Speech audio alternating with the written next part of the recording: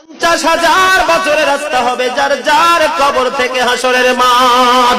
ফুলচেরাতের পুল হবে 30,000 বছরের রাস্তা। আমার উম্মত গুলো কিভাবে রে পায়ে হেঁটে তারা অতিক্রম করবে? বন্ধু নবী এমনি এমনি কাঁদেনি রে, নবী জানিয়ে দিয়েছে কাল কিয়ামতের ময়দানে উম্মত গুলো খালি পায়ে থাকবে, মাটি তো তামা থাকবে। ও বন্ধু, তাদের শরীরে কোনো পোশাক থাকবে না, উলঙ্গ অবস্থায় থাকবে।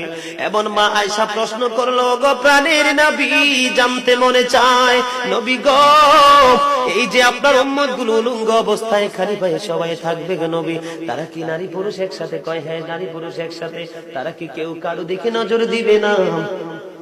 এবার আমার নবী বলেছে, আয়েশা রে, কেমন করে নজর দেবে রে আয়েশা?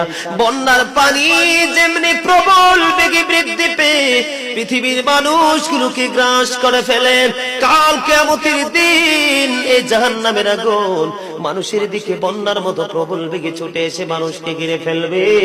এত ভয়ঙ্কর হবে রে আয়েশা কেরা, এত ভয়ঙ্কর হবে আসরের দিন, এত ভয়ঙ্কর হবে সেই দিন।